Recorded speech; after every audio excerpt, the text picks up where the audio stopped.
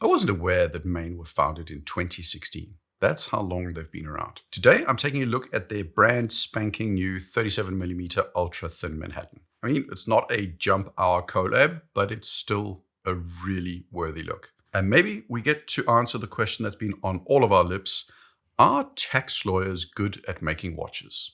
As per usual, an upfront declaration about my reviews: I am not paid, reimbursed, or in any way compensated monetarily or otherwise for talking about this watch. I don't keep the watch. I don't care if you buy it or not. I don't care if you buy something from Maen or not. When I talk about specific watches, I do it because it's interesting to me and I get to practice a little bit of product photography, which is not my strong suit. It's a learning experience every time. And with that, let's dive in. Maen means moon in Dutch. It's Dutch because the founders are Dutch. There's Sebastian and Jules. Jules' background is not in watches. As best I can tell, he started out as a motion graphics designer and has for a very long time been what I probably would guess is a serial entrepreneur. Sebastian, he worked for, among others, Ernst & Young as a transfer pricing and tax lawyer. In 2016, on the verge of death by boredom after at least 9 years doing transfer pricing, he decided he wanted to make watches instead. I don't blame the guy, to be honest. I mean, I thought my day job was dull, but transfer pricing, oi. All this tax joking is going to be relevant later, so stick with me. But for the moment, let's get to the watch. These guys started a watch company. Their watches are in the $700 to $2,000 price range. They have a diver, they have a dress watch, and they have an integrated watch. That's the variant we're looking at today. And also they've got a couple of chronos and triple calendars as well. The space where this brand is operating is probably the most competitive space in the industry at the moment. This is where you find Formex, Christopher Ward, some Nomos watches, Nevada, Squale, and a million others. You also see Seiko, Citizen, and even factory brands in this space. You typically get a lot for your money. I mean, you throw a rock and you're going to get a decent Solita grade movement, a Le Jeu Perret movement. Case finishing is going to be good. Dials are typically really good and a step up above the kind of dials you otherwise see in this point. There are applied markers, there are loomed plots.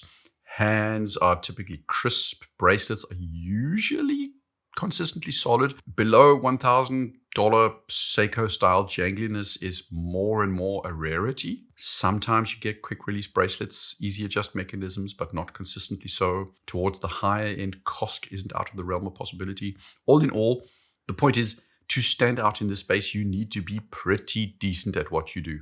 We are well above fashion watch territory. The Manhattan 39 is among probably the best selling of Maen's offerings, and the 37 I expect will be as well. Integrated bracelet watches are like a super big thing at the moment, so it's not totally surprising. This new model is the ultra thin option for the Manhattan 37. The dial is redesigned with a hammered style, they call it Tuscan dial, and a small second at 6 o'clock. There are 4 dial options: blue, green, gray, and salmon. It's 37mm in size. It's got a 7.1mm thickness and has an ETA 7001 elaborate grade movement inside with a smidge under 40 hours of power reserve. The price is just over 1,000 euros, so also around, give or take, $1,000 plus minus. One thing to note: this is a review copy and the model I got was a bit too tight for me. There were no extra links included, so the one sent to me was tight on my wrist. But I do think it was just down to the review copy that I got. My wrists, if you want to know, are terrific. Now, apart from that, what's the feeling on this watch? It wears well, really well. It's an ultra thin.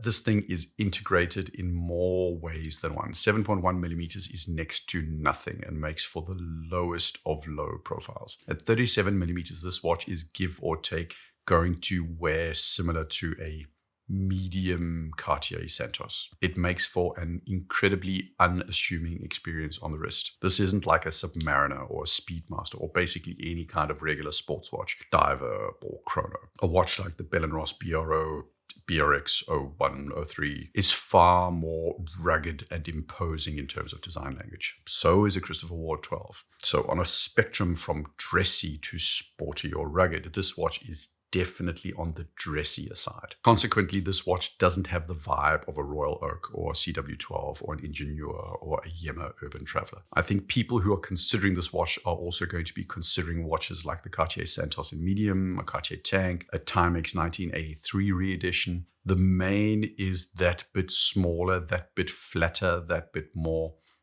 restrained.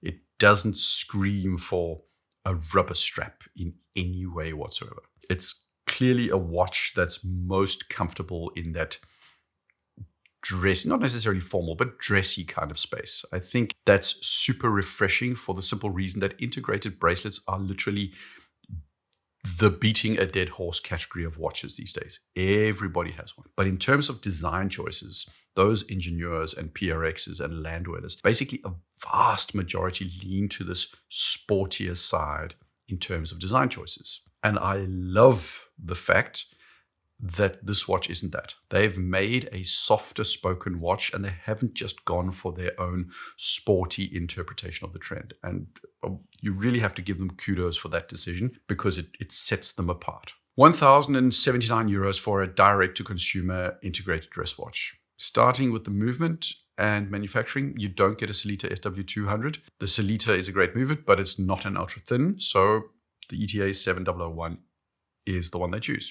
Baltic has the Prismic for 1,300 euros with the same movement. Furlan Mari has the 2,500 euro Disco Volante with the same movement. And I'm pretty sure Louis Era, also use it in models that cost around $2,000. The Nomos Alpha movement has its origins, I think, in the 7001. So is 1,000-ish cheap, expensive, or reasonable for a watch like this? Well, what makes a Louis Erard more expensive? Well, on the movement side, Louis Erard have to modify the movement to adjust the position of the hands, and they also add the power reserve regulator. Baltic is technically the most comparable versions to within a couple of €100 for an unmodified elaborate grade movement. So on movement, this is a ballpark reasonable price compared to what the competition is doing. Manufacturing wise, I'd say the Maen is probably a tad cheaper to put together than a CW12. The CW12 case has a couple of things that make it a bit more complex to put together. The separately milled and attached crown guards do drive up the cost a tad. The bezel on the 12 probably takes a few more minutes in a CNC machine, which over time drives up the overall average cost. The bracelet on a 12 is not finished better. Better is the wrong word. There's a couple of more beveling things going on. There's a little bit of a different approach to tapering that requires a bit more mechanical work in a CNC or some specialized jig. It's important to state that this CW12 isn't better. It's just that you can tell what extra has gone into certain elements of the 12 that explain a higher price of the 12. Compared to a Tissot PRX mechanical, which is a fair bit cheaper, I'd say the build quality of the Maen is same or even better. The PRX bracelet is pretty solid, but the detailing is more basic compared to the Maen. The Maen, on balance, has more going on in terms of finishings. I vastly prefer the dial. It's a really nice dial. I think they put some very decent work and they made some good choices there. All of this is a roundabout way of saying that for a direct-to-consumer brand, the price is where I'd expect it to be, as is the quality of the movement and the manufacturing. Now, you're still with me. Great. Now consider subscribing if you haven't already done so. It's hugely appreciated and it gives me an idea of what resonates with my audience. So thanks a ton. My wife saw this watch on my wrist and immediately said, it's too small for me. She felt it too feminine for me and she wasn't referring to the tight fit. Personally, I would probably go for the 39mm, but that's a personal taste thing. If you want something a little less assuming or just have smaller wrists, then this is the variant for you. This watch, I think, is for the people who want a decent, affordable, mechanical integrated bracelet watch that is not sporty. This is for the Cartier Santos buyer, the Cartier Tank buyer. As the fashion icon that I know you all know I am, I just kind of get the feeling that the sizing of this watch will appeal to people that, have an actual fit and who can wear tasseled loafers without looking like an idiot. This isn't your mainstream PRX pick. It's the integrated bracelet option for somebody that wants to take a road less traveled. On my scale, from grail to buy to shortlist to think about it to better options out there, it's probably a shortlist, which is high praise coming from me. For the right buyer with the right tastes, obviously that will always be the case, but it's a super unique option, and there's not a lot of integrated watches that kind of serve this space. And that's really a strength of this watch. Maen have done a really, really good and unique job on this watch. Well done. So that was the watch itself. As usual, reviewing these kind of watches isn't just about the watch, it's also about other things that the watch gets me thinking about. First up, I remember reading a book called Kitchen Confidentials by Anthony Bourdain. Specifically, I remember this one thing where he talked about how the worst place to work and the worst restaurants, and the ones that almost always failed, were the ones that were started by often rich people, but people who had no background in the restaurant industry, who had a dream of running their own restaurant. Because they had no clue what they were doing, these companies inevitably circled the drain because the people behind really didn't know what they were doing. Sometimes they do succeed, and this company is run by a motion graphics designer and a tax advisor. Why are they still here after 9 years? And will they be here in another 10? Well, it comes down to learning fast on 3 things. Go back to the initial days of Christopher Ward. Those watches were rough around the edges in terms of build quality. So were the very first Studio Underdog watches. And as far as I can remember, I once had a hands-on with a Maen Hudson, which I think they funded over a Kickstarter campaign. It was also a little bit rough around the edges. That's what you expect from the first watches. I could call China right now and make some deals to build some watches, and I could be up and running with my own brand in 6 to 9 months, depending on the time I spend on developing my own designs. But if you think that you can call China and 9 months later you have a good watch, you are sorely mistaken. If I made a deal with some manufacturers, I'd risk things being rough around the edges initially. You have to be good at negotiating price and quality with suppliers really fast. And remember, as a non-watchmaker, I and the people at Christopher Ward and the tax advisor at Maen had to get really good at speaking watchmaking really fast. Because if you don't learn fast, you're going to get taken for a ride by those manufacturers. And you don't initially have the depth of insight to really check under the hood if things are being built to the standards that you need. And also in the beginning, where you don't have a lot of cash, your inclination might be to compromise on quality and prioritize quantity or price. But the thing that sets you apart is your ability to get the right suppliers and keep those suppliers up to your standards every single time. Your initial customers might forgive you for some initial quirks and shortcomings, but you need to up the quality fast or you are going to die. Maen have slowly but surely, for every time I've seen one of those watches, been improving their watches. They've been refining and improving their product to a level where they're not class leading by any means, but they are decent and on par at least for what you expect for the price. So there, they are definitely on the right track. Second is design. Again, using Christopher Ward, because I think there's a kind of journey there. Many of us knock Christopher Ward for having the 12 that reminds us of an Antarctique. And Christopher Ward do to this day have a lot of watches that have some recognizable inspiration from other watches, both in terms of design and in terms of watch types. So they've got divers and field watches and GMTs and integrated watches.